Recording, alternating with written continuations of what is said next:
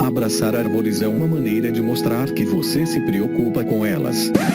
1, 2, 3, 4. Olá, pessoal, bem-vindos a mais um Que Bicho é Esse? O nosso quadro quinzenal sobre fauna do Desabraçando Árvores. O episódio de hoje vai ser sobre aranhas. A gente tocou o som de uma aranha que chama Glaudicosa gulosa. Olha que nome interessante.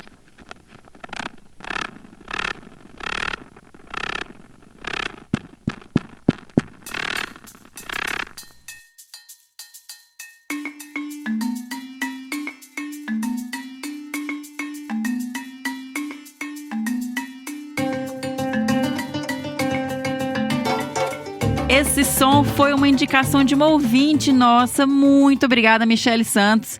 Ela que me enviou isso pelo direct do Instagram. Me mandou, falou, olha, eu tava pesquisando aqui vocalizações diferentes, sons diferentes, encontrei esse som da aranha, achei super interessante, resolvi mandar pra vocês. Nós também, Michele, quando a gente ouviu e o Fê, nós piramos, falamos, cara, a gente tem que colocar esse som no próximo episódio e colocamos. Então, Michele, valeu demais. Sempre que você encontrar alguma coisa assim, mande pra gente, que nós adoramos. E esse som a gente encontrou, então, numa reportagem. A gente vai deixar o link aqui no post. Foi uma reportagem da revista Galileu, que fala que algumas aranhas são capazes de ronronar. É o título dessa reportagem, a gente vai colocar no link, tá bom? E, como esperado, né, gente, foi um som extremamente difícil de identificar. A gente imaginava que as pessoas realmente iam ter dificuldade. No momento que a gente escutou, a gente achou que era um carcará, parece, né? Por isso até que uma das dicas do episódio para ajudar, né, a descobrir o som foi que não era uma ave, não era um animal que voava. Então isso daí eu acho que já cortou metade das tentativas do pessoal e a gente não teve e-mail. Então a gente não teve, mas eu acho que vale a pena trazer esses animais curiosos, assim, esse tipo de som que eu acho que ninguém reconhece, muita gente nem sabe que existe. Então trouxemos e espero que vocês tenham curtido. A gente vai agora conversar com o professor doutor Tiago Kloss. O Tiago, que é graduado em Ciências Biológicas e mestre em Produção Vegetal com ênfase em Entomologia pela Universidade Federal do Espírito Santo, doutor em Entomologia pela UFV, Universidade Federal de Viçosa, e atualmente ele é professor efetivo nível 6 da Universidade do Estado de Minas Gerais, a UENG, Campus Ubá. Ele é ainda orientador permanente do Programa de Pós-Graduação em Ciências Ambientais da UENG e atua na área de Ecologia com ênfase em Ecologia Comportamental, atuando principalmente nos temas de interação parasita-hospedeiro, manipulação comportamental de hospedeiro por parasitoides e ecologia comportamental de aranhas. E então, bora para esse bate-papo?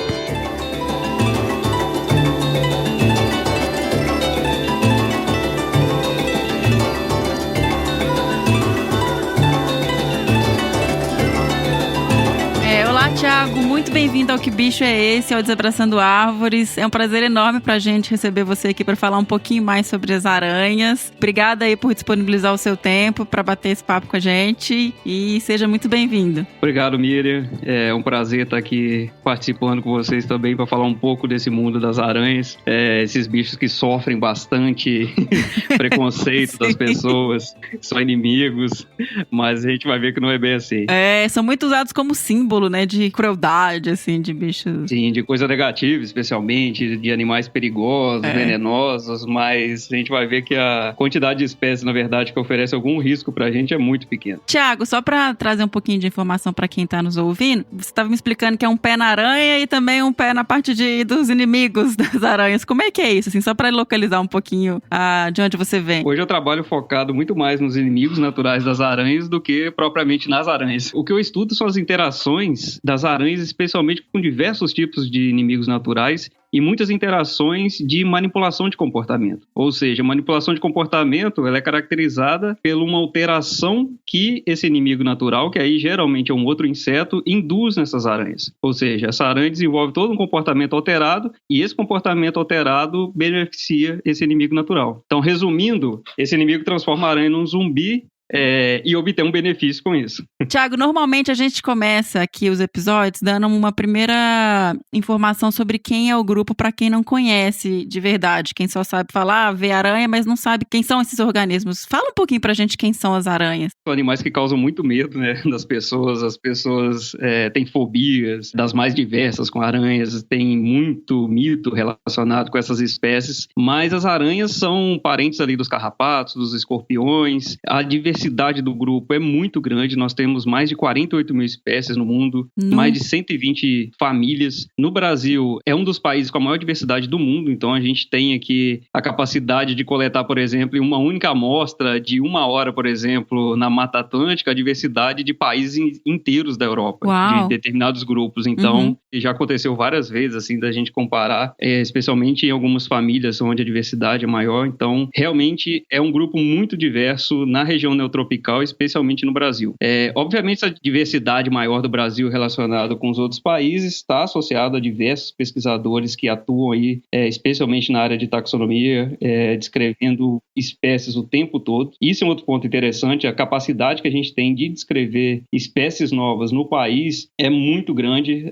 O recurso que nós temos hoje, recurso humano para isso, obviamente a diversidade é muito maior do que a capacidade nossa de descrever essas espécies. Eu lembro que eu tinha um amigo, quando eu estava na faculdade, que trabalhava com aranha, ele falava que qualquer lugar que você vai, praticamente fora da área principal de pesquisa, que você coleta uma aranha, você tem espécie nova, assim, que é impressionante. É impressionante, qualquer ambiente na sua casa, por exemplo, no quintal, se tiver um arbusto ali, a chance de ter uma espécie nova realmente existe.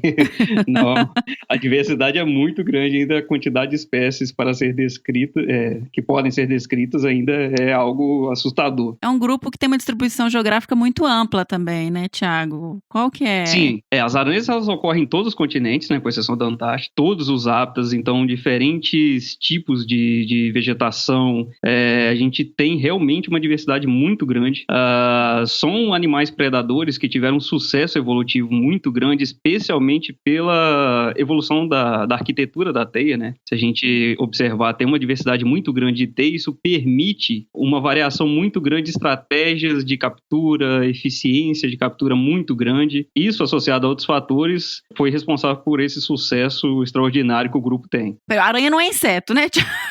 Não é inseto. Primeiro ponto, como que nós vamos diferenciar uma aranha do inseto? Basicamente pela quantidade de pernas. Então, inseto está dentro do grupo de Hexápoda, que o próprio nome já remete, são 6 pernas, né? 3 pares. Já as aranhas está num grupo que diverge dos hexápodas, que tem 8 pernas. Então, todas as aranhas possuem 8 pernas e tem, obviamente, outras características marcantes, mas é o principal ponto que você bate o olho, assim, aquela primeira característica para separar inseto de aranha. E as aranhas, elas todas são noturnas, não, né, Tiago? Então, nem todas as aranhas são noturnas. Existem aranhas diurnas que caçam durante o dia normalmente. Existem aranhas que mantêm as teias durante o dia também, como a gente pode observar no jardim algumas vezes. Diversas espécies ficam com a teia ali durante o dia todo. Mas outras aranhas só constroem a teia, por exemplo, à noite. Ou seja, elas só vão capturar insetos à noite. E um ponto curioso dessas aranhas, essa teia especialmente, que é a teia bidimensional, essa teia pegajosa que a gente conhece, diversas aranhas constroem essa teia no início da noite, ou seja, na penumbra. Ela mantém essa teia durante a noite e ela ingere novamente essa teia de manhã. Ou seja, ela recicla, ela aproveita toda essa proteína da teia, porque é uma energia que ela investiu. E é por isso que muitas pessoas não encontram ou acham que as aranhas esconderam, fugiram durante o dia. Porque você vai à noite no jardim, por exemplo, tá lotado de teia bidimensional. E aí, durante a manhã, você não observa. Não é simplesmente uma questão de luz que você não consegue enxergar. Realmente, elas recolhem essa teia e elas vão para a vegetação. Elas passam o dia na vegetação. Que legal, não sabia disso. Eu queria saber mais sobre teias, porque eu já vi que tem um monte de curiosidade aí sobre esse aspecto. Mas a questão dos olhos das aranhas, todas têm 8? Como é que é o número de olhos? Eu sei que é o bicho. Pois é totalmente diferente nessa parte de visão das aranhas e os olhos. A variação é muito grande, não necessariamente o número de olhos. É mais comum 8, né? Mas você tem 6, você tem um número bem diverso, existe uma variação grande, mas não necessariamente o número de olhos que a gente atribui está associado à capacidade de visão, não é só isso. Tem também a qualidade de determinados olhos. Você pega, por exemplo, essas aranhas que saltam no jardim, que é uma família Salticid, elas têm uma capacidade visual incrível, e não necessariamente associada à quantidade de olhos, mas sim a um par específico que tem uma capacidade de proporcionar uma visão muito grande para elas. Então, esses bichos têm uma variação enorme da capacidade visual. Você tem aranhas desde capacidade visual praticamente inexistente ou muito próximo disso, a outras aranhas que têm uma capacidade visual incrível, assim, que conseguem realmente ter um deslocamento no ambiente muito eficiente, capturar presas de uma forma muito eficiente por essa capacidade visual delas. Então, até vamos entrar aí nessa parte das teias e de estratégias alimentares. Falar de aranha também é difícil, porque é um grupo que tem um monte de peculiaridade, né? Não é tudo igual. O primeiro ponto para falar de aranha é não existe padrão, não adianta. Tudo que eu pergunto, não, mas aí tem essa que é assim, tem essa que não é e tal. Então, é muito diverso mesmo.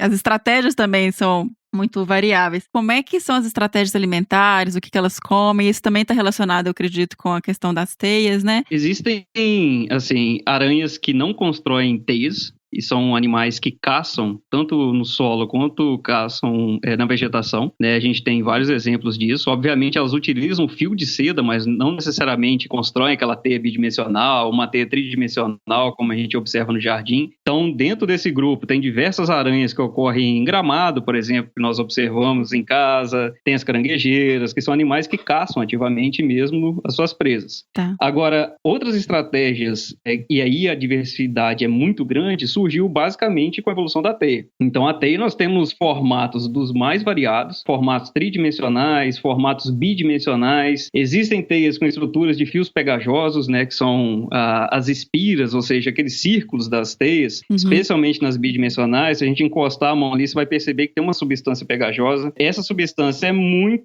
muito importante para conseguir reter as presas que batem ali. Agora, o sucesso do grupo inteiro está associado a essa diversidade de formas de captura. E aí existem casos bem curiosos, por exemplo, acabou de sair um trabalho aí que foi bastante divulgado na mídia, saiu para todo lado, até envio o link depois, de uma espécie de ulobóride, que na verdade ela consegue tensionar a teia dela, então ela constrói a teia, imagina que liga um fio a essa estrutura central da teia, consegue puxar essa teia, ou seja, ela vai para a vegetação e ela tensiona mesmo, e ela se projeta contra a presa, ou seja, é uma catapulta basicamente dela própria. Esse deslocamento, essa velocidade que ela consegue se lançar no ambiente, eles conseguiram calcular isso, é uma coisa impressionante, é 770 metros por segundo quadrado. Ou seja, uma conta rápida aí até que saiu nesses sites de divulgação científica, isso é 26 vezes a aceleração, por exemplo, máxima de um foguete da NASA. Ou seja, é algo incrível. Como o deslocamento que ela consegue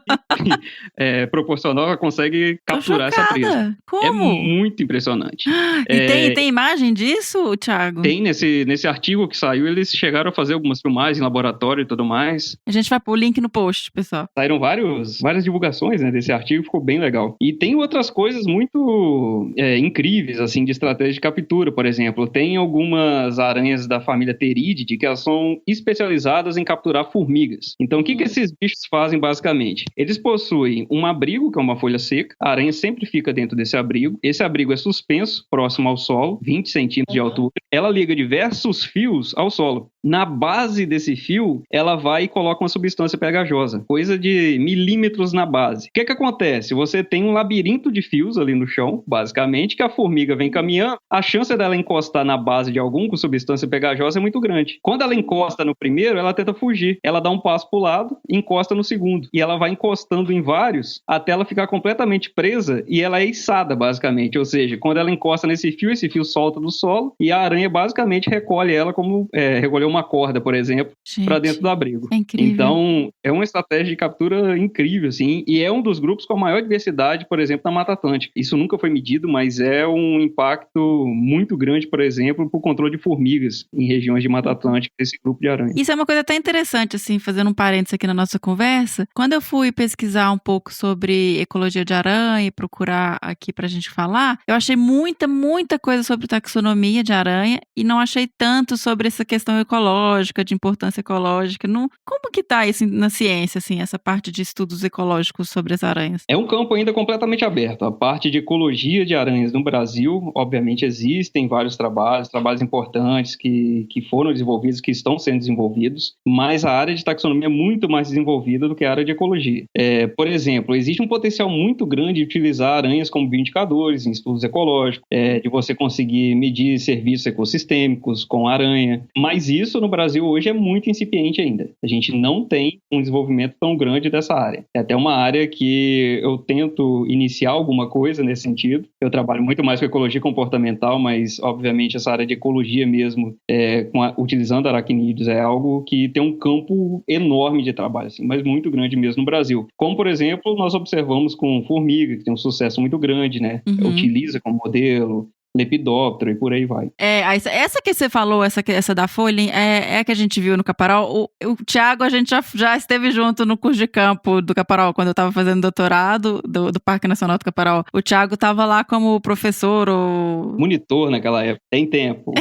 E eu lembro de você mostrando essa coisa da aranha, era essa? Era uma das espécies. Essa da folha é uma espécie, o gênero principal é Cryptacea. Ela ocorre muito em barranco, próximo ao solo ali nessa região. Mas outra espécie que tem uma importância, uma estratégia de captura, na verdade, muito interessante, são aranhas do gênero Ciclosa, que é uma espécie, com certeza, que você viu por lá também, que a gente estava trabalhando. Esse bicho, basicamente, ele constrói uma teia bidimensional, e a gente estava falando de teias durante o dia, né, e durante a noite. Esse bicho, ele mantém a teia durante o dia também, ou seja, fica o período todo, ele não recolhe. O fato mais interessante desse grupo é que no centro dessa teia, ela vai acumulando todos os detritos que caem na teia e todos os detritos de presas que ela ingeriu. Então ela vai acumulando sobre um raio central todo esse detrito.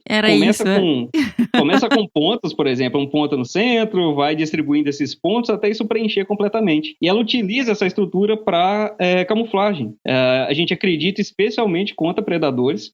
Tem uma diversidade de inimigos naturais grandes, né? Mas contra o ataque direto desses predadores, porque a coloração dela é exatamente igual à coloração dessa estrutura que a gente chama de estabelimento. Posso até mandar uma imagem depois que fica bem claro pro pessoal ver. Manda sim, que legal. É praticamente impossível você olhar para a imagem, para a fotografia e identificar onde que está a aranha. Então isso é um sucesso muito grande para esse grupo evitar a predação. Obviamente já existem outros inimigos naturais que conseguiram quebrar essa barreira. Por exemplo, tem o principal inimigo dela na região de montanha da Mata Atlântica. Como é praticamente impossível ele acertar onde que ela está, ele simplesmente chega e bate na teia, esperando que ela realize o comportamento de saltar da teia. O que ele faz na sequência? Ela salta, ele vai e ocupa o lugar dela.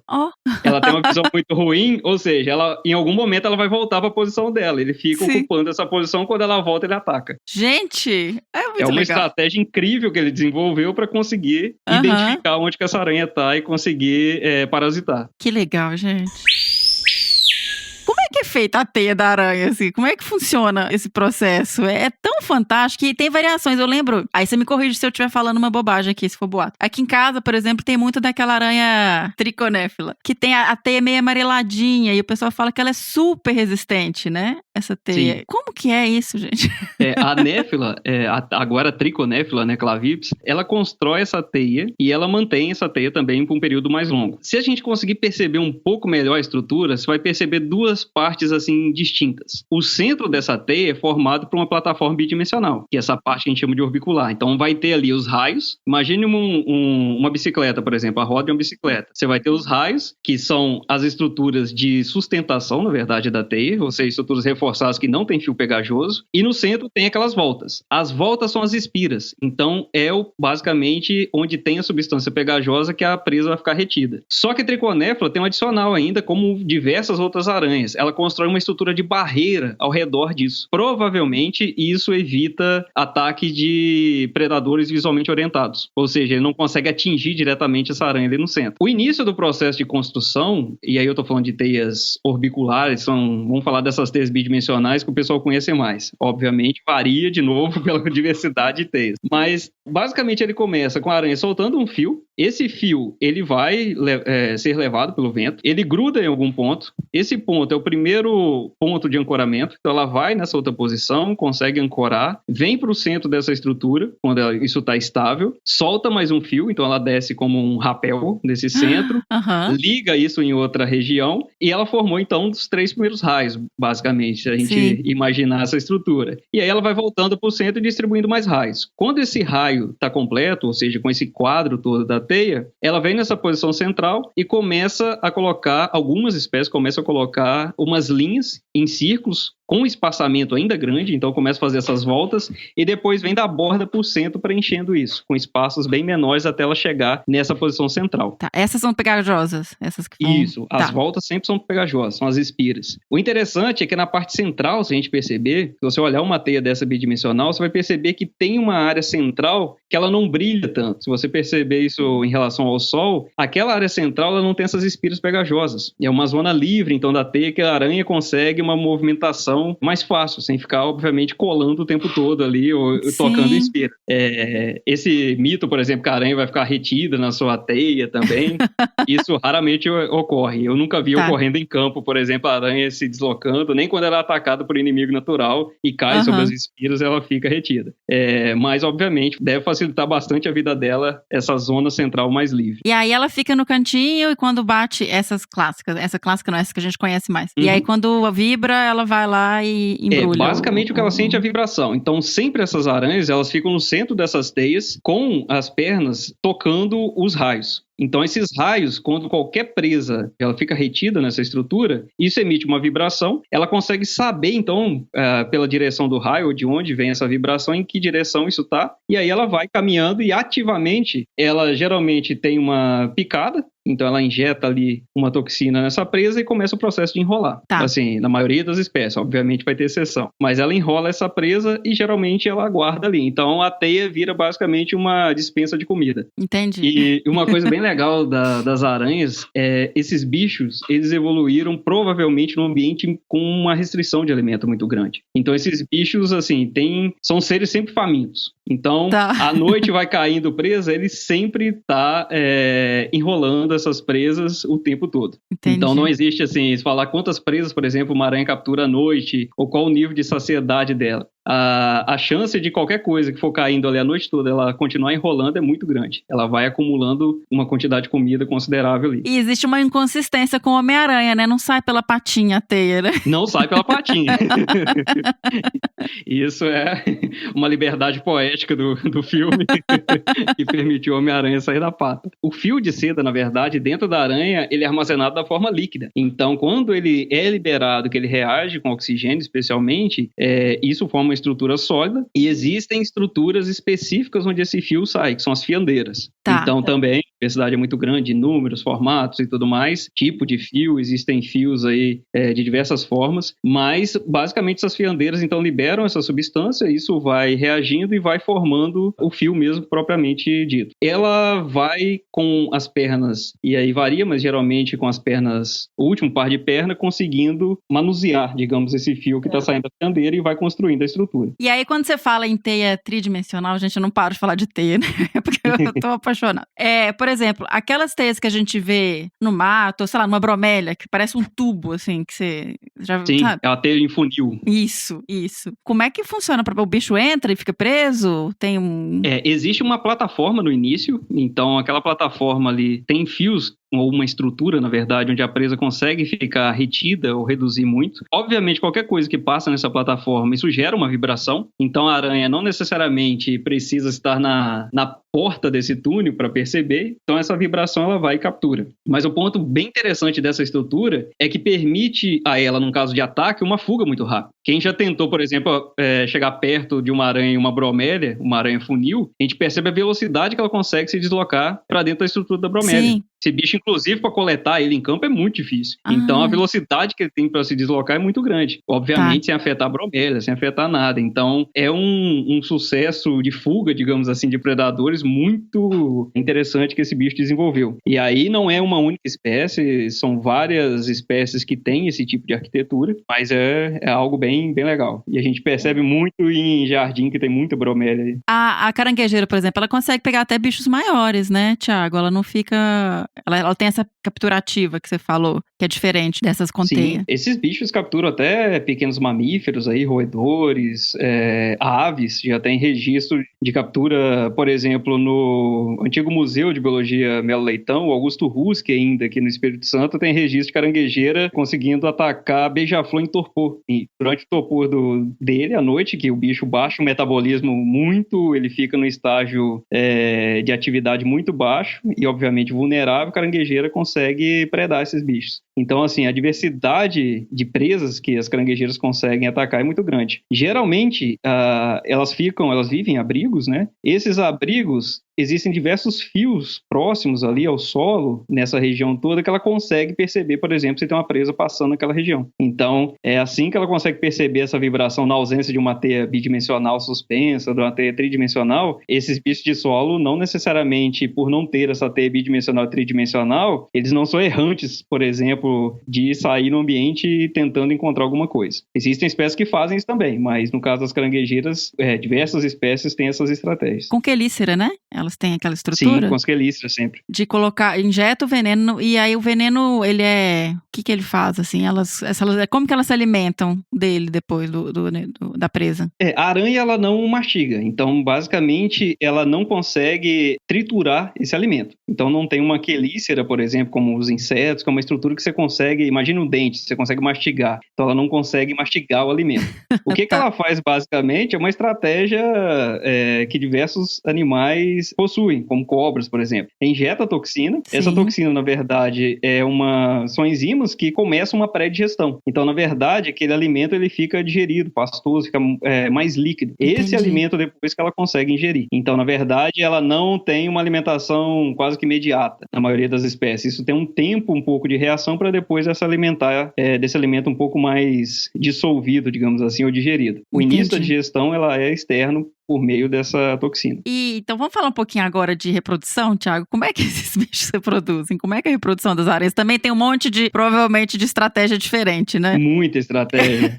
O fato mais relevante que a gente conhece de aranha, assim, que chama mais a atenção do pessoal, é o dimorfismo de macho e fêmea. Se a gente perceber em diversas espécies de aranhas, o macho é muito menor, o tamanho dele, em relação à fêmea. Uma das principais explicações para isso, mas não é a única, e aí existem diversos trabalhos até questionando isso, mas é o fato dessas aranhas realizar o canibalismo do macho. Então, na verdade, ele precisa entrar nessa teia e ter uma capacidade de percepção muito baixa. Então, ela não pode, por exemplo, atacar ele e ingerir antes dele conseguir, antes de reproduzir. A seleção natural atuaria ali. Gente, como que é a evolução desses bichos de tudo, né? Que loucura. Desde a teia, as estratégias, é uma loucura completa.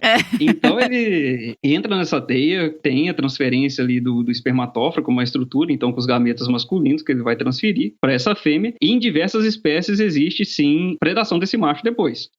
Tem alguns estudos que mostram que isso é importante, como o caso de louva-a-Deus, por exemplo, aqui a gente tem o mesmo comportamento, né? Isso é importante para a prole. Existem outras espécies na Europa e até no Brasil também que tem um comportamento muito bizarro, que a fêmea, ela finge, na verdade, que não está percebendo a presença do macho.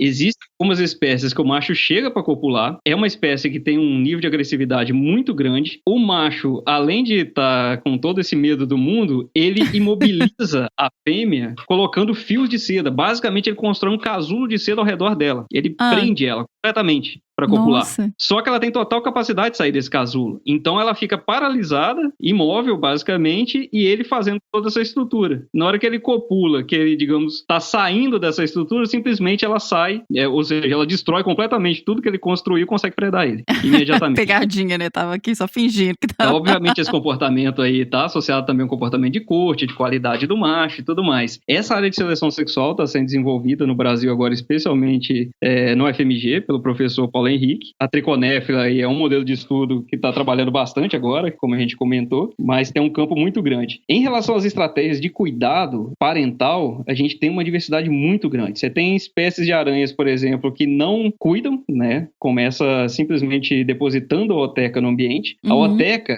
a gente perceber, na verdade, ela é uma massa de ovos. A gente não vê os ovos, né? A gente vê só aquela massinha em casa, branca, mas aquilo é um revestimento de seda para proteger esses ovos que estão ali dentro. Tem umas que ficam na aranha, não tem? Tem umas que carregam também. Tá. Então, assim, você tem espécies que começam depositando no ambiente, não cuidam. Outras, como você acabou de comentar, carregam ativamente a sua oteca, então elas ficam o tempo todo. Você tem espécies, por exemplo, em igarapés da Amazônia, que esses bichos, eles ficam com a oteca, segurando a oteca com a quelícera. Ou seja, eles não se alimentam, eles ficam o tempo todo até a eclosão ali, precisa acumular energia e ficam nessa vegetação, sempre abrigado. Que não é o ambiente, digamos, usual desses bichos, porque eles são caçadores do igarapé, de peixes ou qualquer invertebrado que está nesse... Existem aranhas que se alimentam de peixe. Peixes pequenos de riachos, mas tem um grupo grande. Até como é que elas pegam? Tem um artigo na PLOS que até saiu uma revisão da diversidade de espécies de aranhas que conseguem capturar esses peixes, mas é algo assim que existe realmente, não é um caso pontual, tem uma diversidade bacana. Que fantástico. Mas elas conseguem perceber, aí tem uma capacidade visual um pouco melhor, mas também conseguem perceber, obviamente são peixes menores, mas esses peixinhos de riacho. Voltando para as estratégias de cuidado maternal, pro lado das espécies que cuidam, aí você tem cuidados dos mais variados também. Por exemplo, existem fêmeas que os filhotes consomem o corpo da mãe, então na verdade elas morrem e o recurso alimentar da mãe serve para essa prole no início. Outras é o cuidado maternal clássico, simplesmente eles nascem na teia, a fêmea, a mãe fica capturando alimento, protegendo eles de inimigos naturais, e nesse caso realmente faz diferença, assim, diversos estudos conseguem demonstrar que quando existe a remoção da mãe, o prejuízo para a prole é muito grande, tanto na fase de ovos, como você tem diversos parasitoides que atacam esses ovos, predadores também, como na parte dos filhotes, que aí tem outras espécies predadoras, até de aranhas mesmo, que atacam esses ninhos aí. Então a diversidade é muito grande. E uma coisa bem legal ainda do cuidado é que muitas espécies, por exemplo, que tem essa organização um pouco social em aranha, que a sociedade aí surgiu, não é uma sociedade como abelha, como vespa, ou seja, não é algo tão elaborado assim, que a gente está acostumado, essas sociedades verdadeiras, mas no caso das aranhas, a principal hipótese que isso surgiu de forma independente em diversos grupos são comportamentos reprodutivos de sobreposição de gerações. Então, diversas gerações de filhotes foram ficando nessa teia e isso deu origem, é uma das explicações para a origem desses agregados. Que a gente consegue, às vezes, no cerrado, por exemplo, perceber árvores inteiras, a copa completamente cobertas de uma teia. Em alguns casos, são realmente organizações sociais. Quando você fala em sociedade, eu entendi que você falou a questão da árvore, de ter uma teia com vários indivíduos, né? Assim, realmente como se vivesse em sociedade. Aquelas teias que a gente vê, por exemplo, você tá andando numa estrada em área rural e que você tem uma plataforma de teia, várias teias bidimensionais, assim, formando uma copa, quase um corredor na estrada. Isso é uma fase de reprodução ou é uma questão de sociedade também? Isso a gente ainda não chama de sociedade. Tá. Assim, obviamente existem diversas espécies, mas vamos pegar o caso da triconéfila, que a gente já deu muito exemplo aqui, que é essa aranha do fio dourado. Existem agregados dessa espécie, mas não necessariamente um agregado para reprodução. A principal hipótese é que isso está associado à proteção. Então, na verdade, você tem uma proteção ou eficiência de captura, mas assim, não existem muitos trabalhos para avaliar isso. Existe uma tese que avaliou até a importância disso para evitar, por exemplo, ataque de parasitoides, dependendo do tamanho do agregado, mas não tem muita relação. Não tem muita relação do tamanho do agregado para evitar o ataque desses inimigos naturais. Tá. Eu pensei isso porque tem uma época específica, não é o tempo todo que tem isso, assim. Então, por isso que eu pensei se tiver alguma relação. Não, mas no caso da triconéfila está muito associado ao período do ano que ela ocorre. É uma aranha, na verdade, que ela tem o ciclo dela. Então a gente vai perceber que a abundância dela sobe muito nesse início do ano, fevereiro, e ele vai até agora nesse período, junho e julho. Depois essas fêmeas reproduzem, deixam essa oteca e morrem. No final do ano a gente vai perceber que só tem filhote em campo. Obrigada, porque aqui em casa a gente fica sem saber. Se de repente aparece um monte, aí some. Do nada aparece um monte e aí isso some também no meio do ano, você não sabe para onde que ela foi. Nesse caso, é muito sazonal, ou seja, é muito marcado o período da população desse bicho. Então a gente percebe muito isso de uma forma bem nítida. E assim, a abundância quando tem, como você pode perceber em casa, aí é muito grande. Esses bichos surgem do nada e dominam o quintal inteiro e depois desaparecem. Tiago, a gente colocou no episódio uma aranha que fazia um barulho que na reportagem que a gente pegou, baseado num artigo, eles falam que ela ronrona, ela fazia um barulho para reprodução. E aí também tinha aquelas batidinhas, assim, das patinhas, né? Isso é uma característica também para reprodução de alguns grupos, né? Sim, isso é uma característica importante para a reprodução de alguns grupos, para a comunicação geral. Então, existem realmente, como essas aranhas saltadoras, né? Que elas têm um padrão de comunicação pelo fato de encostar na vegetação, no solo, na verdade, ou onde ela está, geralmente em cima de uma folha. E isso consegue ter um processo de reconhecimento, geralmente associado ao processo de reprodução. Existem outras espécies que têm estruturas específicas que também emitem som, então tem uma certa estridulação ali, algumas modificações, e só um registro assim, bem interessante que a gente tem pontual. Não existe também um conhecimento muito grande de som em aranha, mas realmente é algo bem curioso que existe, sim, e dá para escutar que a aranha também canta às vezes. Que legal. E assim, o caso mais legal são realmente desses saltícides, que são esses bichos de jardim, que o padrão de comunicação desse bicho é muito, muito interessante, assim. Como é que chama? Saltícide? Saltícide. São essas aranhas saltadoras de jardim. Papamosca. Tá. E essas aranhas de jardim confundem muito também com a aranha armadeira, né? Sim. E aí, vamos falar um pouquinho das aranhas que a gente tem tanto medo? Eu já levei uma picada de aranha, mas não deu nada. Sabe aquelas aranhas chatas de parede, assim, que também tem em jardim, que ela é mais achatada, tem umas pernas estranhas, diferentes, assim? Eu pisei nela sem querer, no banho. Eu morava no Pantanal, ela caiu no coisa, eu pisei, e aí ela ficou presa no meu dedo, assim, mas não tive reação nenhuma. E as pessoas têm muito medo de aranha por causa dessas que têm riscos para a saúde, né? Comparado com a diversidade que nós temos, por exemplo, no Brasil, o número de espécies que podem causar alguma coisa para o ser humano é muito baixo ainda. A gente tem basicamente a armadeira, que é temida por todo mundo. Realmente a armadeira, a dor é muito grande. Ela tem uma toxina importante. O número de acidentes com ela é até considerável, porque geralmente ela está associada a proximidades de casas, em sítios. Ela entra, por exemplo, eu conheço um senhor que é mateiro, que trabalhou comigo durante o doutorado e estava dentro da bota dele que ele foi calçar. E realmente ele tomou uma picada e foi uma dor assim, muito grande. O relato de dor é algo considerável, assim, realmente diz que a dor é muito forte. Eu nunca passei por essa experiência e não pretendo, mas é algo que incomoda. Para um adulto, o risco de morte, a gente falando de risco de morte, realmente é pequeno. Só se a pessoa tiver desenvolvido uma alergia muito forte. Agora, para a criança, é algo que merece um pouco mais de atenção, de cuidado, que realmente é questão de tamanho corporal, simplesmente pela quantidade de toxina. A outra, que é a viúva negra, né, que todo mundo também já escutou histórias, especialmente reprodutiva, mas que tem uma toxina e é um bicho que ocorre aí no Brasil. Importante falar que esses nomes populares que a gente dá, né, para essas aranhas que têm essa toxina, não necessariamente é uma única espécie. Tá. Então, são grupos de espécies que possuem essa toxina, mas mesmo assim não é algo muito grande. E o terceiro aí nesse grupo que oferece algum risco humano seriam as aranhas do grupo da aranha marrom, que a gente chama. É que eu mais tenho medo.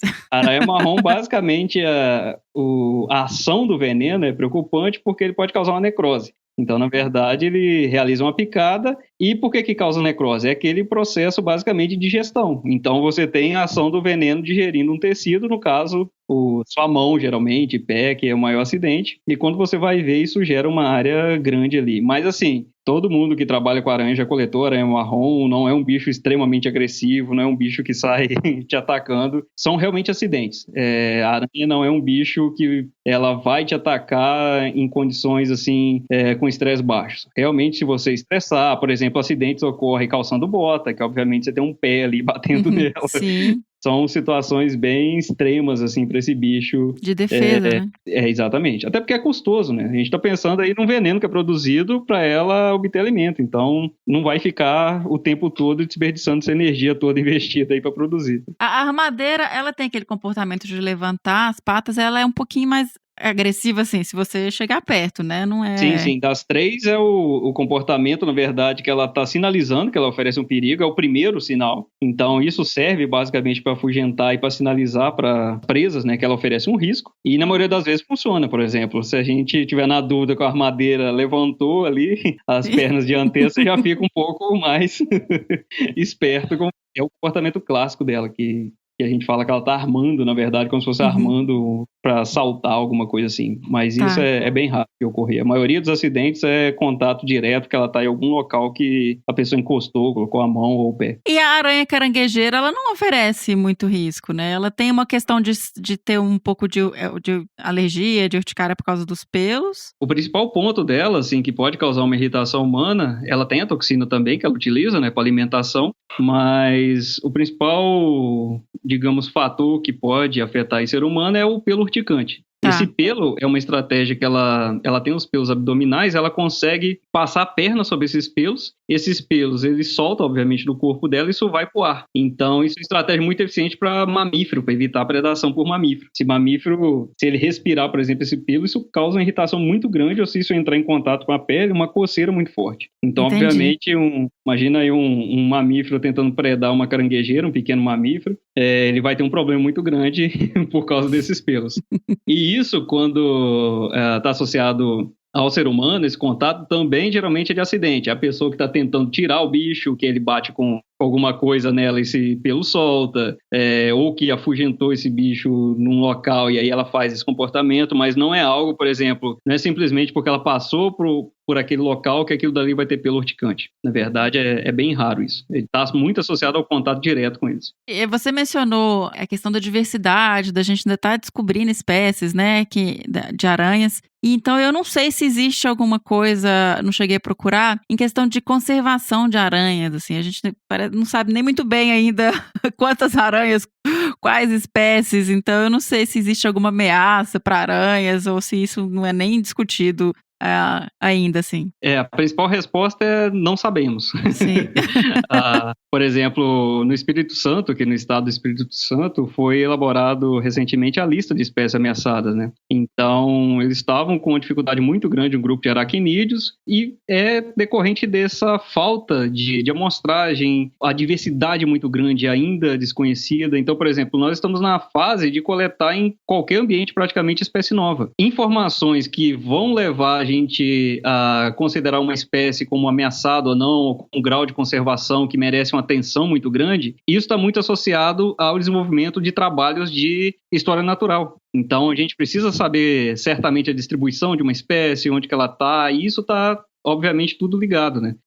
E nós não temos essas informações nesse nível. No estado do Espírito Santo tem uma espécie que está considerada ali, que merece um pouco mais de atenção, que está associado a determinados locais, que são essas florestas de tabuleiro no norte do Espírito Santo, e ela não é encontrada em outros locais, então ela merece atenção por causa disso, mas assim, falta muito estudo básico ainda, muita coleta, muita coleção para conseguir dar conta desses estudos de ecologia ou de grau de conservação. Ainda tem uma estrada longa, muito longa ainda pela frente pra gente chegar lá. Ó, moçada que tá ouvindo, olha um campo legal aí pra estudar. O pessoal quer trabalhar com ecologia de aranha, é um campo aberto. Como é que trabalha com aranha? Conta pra gente, porque também é um bicho que tem quantidade, tem N amostral, você consegue ver, então assim, como que se estuda isso? Basicamente, depende do tipo de hábito, né, onde que esse bicho vai estar. A gente tem coleta, por exemplo, aranhas de solo, que tem uma eficiência grande com pitfall, então basicamente é colocar um pote enterrado no chão e elas caem. Outras aranhas maiores, aí, como caranguejeira e tudo mais, e até essas aranhas de teia, é coleta manual, então a gente realmente é buscando o bicho, revirando o tronco, pedra, para conseguir encontrar ele. No caso da teia, é fácil coletar, porque o bicho, geralmente, quando você toca na teia, ele tem um comportamento de saltar, então você consegue, com pote, capturar ele de uma forma mais fácil. E, por fim, essas aranhas de vegetação, a gente tem desenvolvido coleta também com guarda-chuva, que é basicamente um pano que você coloca debaixo do arbusto e sacode esse arbusto. Então, esse bicho vai cair ali, como tem para outros insetos, outros invertebrados. Então, a coleta, basicamente, funciona assim. Isso tudo vai para a coleção. A gente tem tem diversas coleções do Brasil aí, tem até coleções que estão começando agora, querendo desenvolver essa parte de aracnídeo em áreas com a diversidade um pouco maior. A gente tem, por exemplo, o Instituto Nacional da Mata Atlântica, agora em Santa Teresa, no Espírito Santo, que está iniciando uma coleção com aracnídeo. Então, a gente tem uma gama de métodos, assim, de ferramentas bem variado, que está, de novo, associado ao hábitat do bicho.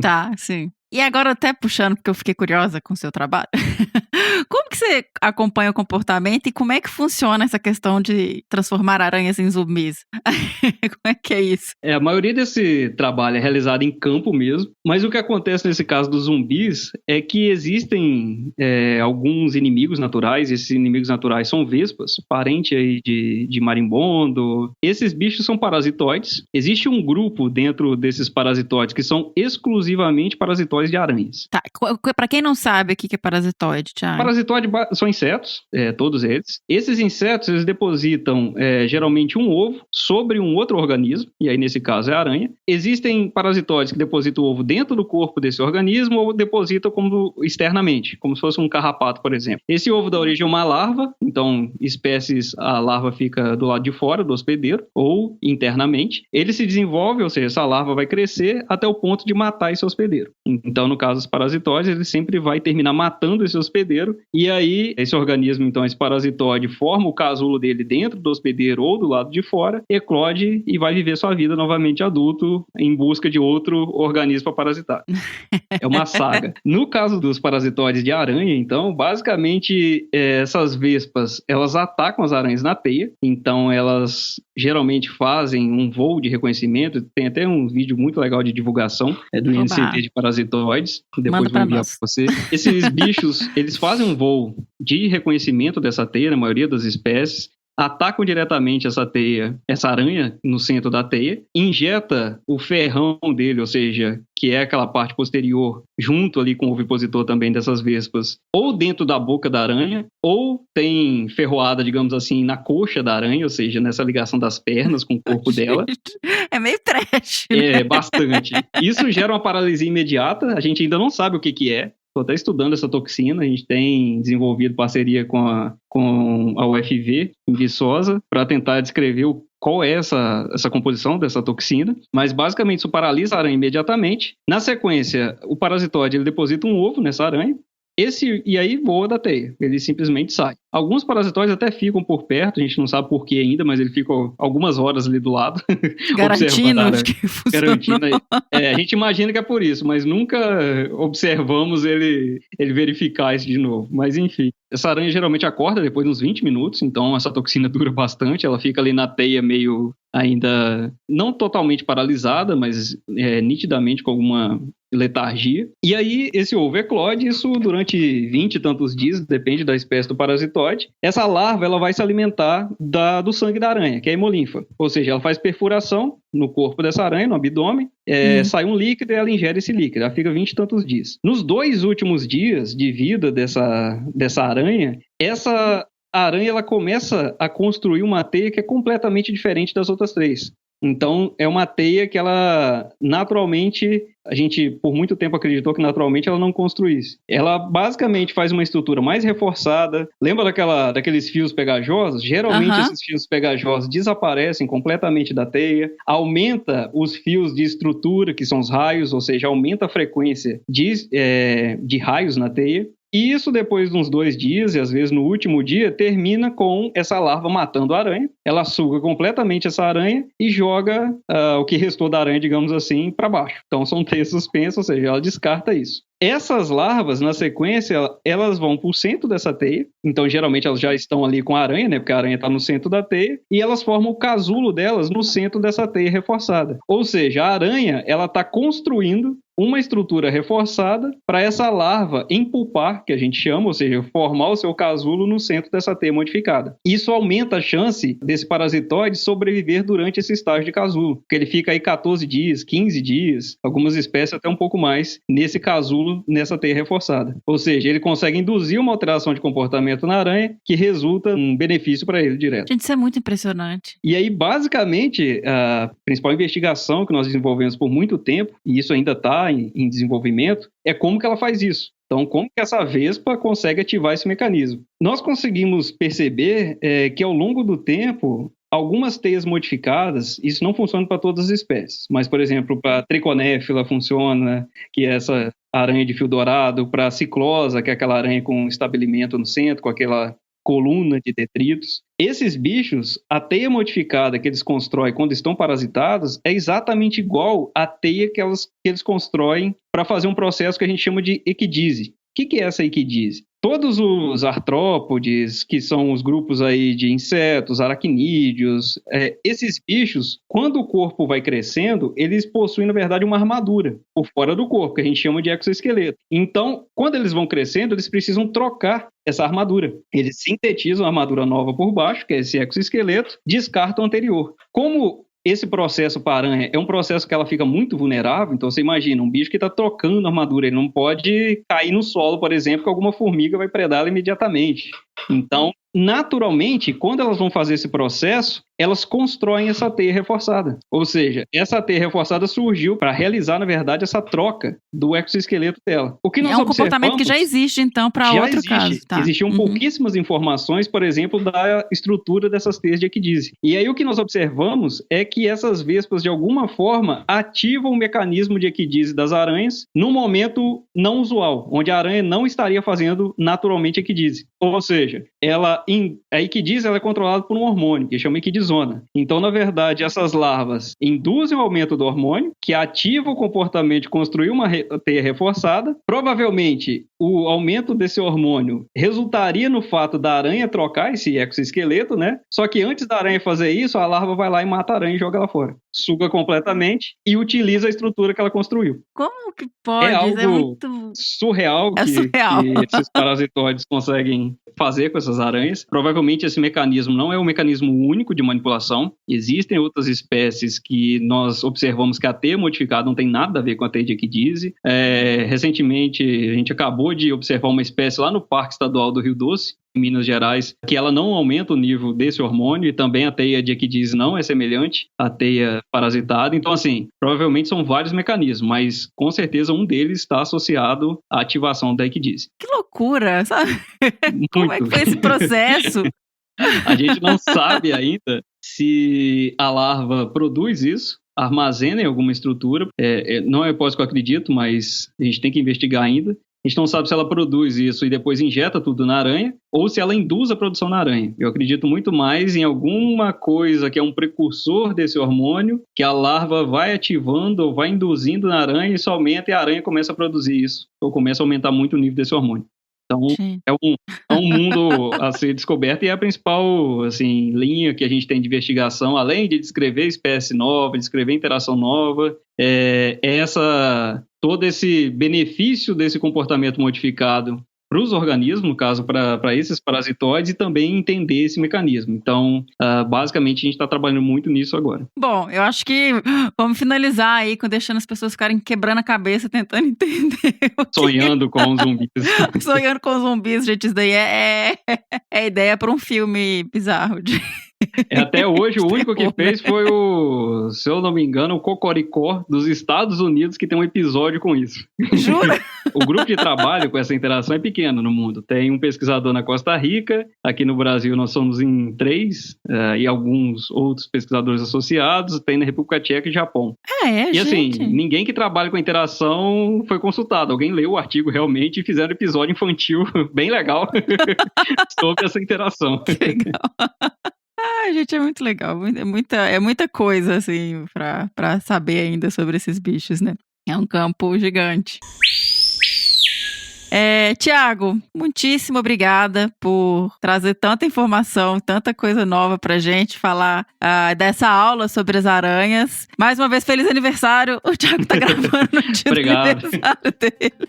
Obrigadão por ceder seu tempo para falar com a gente. E, assim, tô saindo daqui e vou querer pesquisar mais sobre aranha agora. Ficar fuçando para tentar entender um pouquinho mais. Sempre confesso, sempre tenho um pouco de aflição, sabe? Um pouco de medo de aranha. O Fê é apaixonado com os bichos, mas eu sempre tive um pouco de receio. Mas aí quando você vai escutando sobre os animais, você vai ficando, pô, eles são muito legais. São muito legais. Não precisa desenvolver uma fobia. São tranquilos. Que legal. Muitíssimo obrigada, viu, Thiago? Eu que agradeço o convite novamente. Foi um prazer conversar aqui e contar um pouco mais sobre esse mundo, que tem muita coisa para ser descoberta ainda, que é esse mundo das aranhas. Os alunos que quiserem trabalhar, a gente tem um campo vasto para trabalhar no Brasil. Então tem muita coisa para ser feita ainda. Quem quiser entrar nessa área, vai ficar o contato aí depois, pode entrar em contato. Tem mestrado para fazer. Que bom.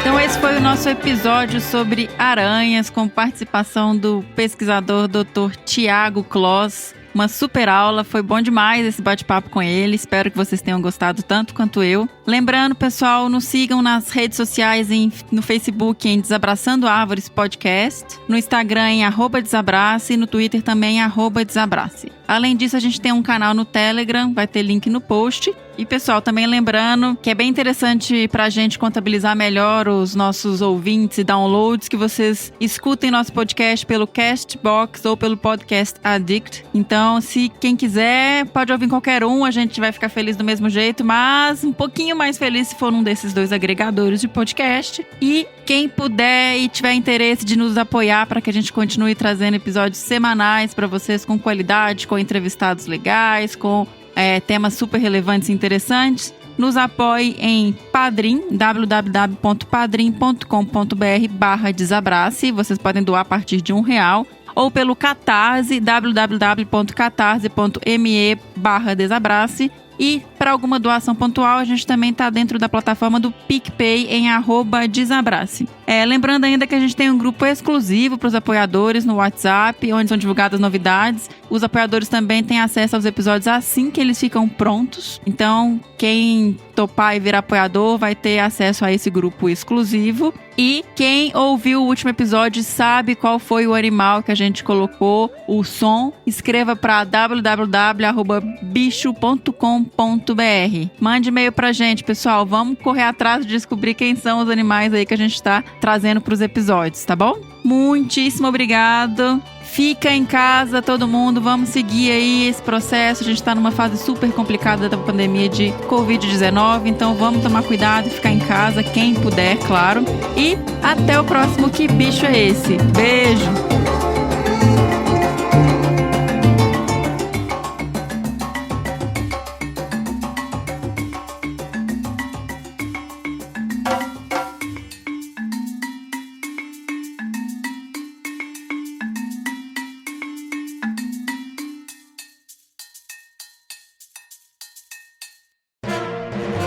Mais um produto com a edição do Senhor A.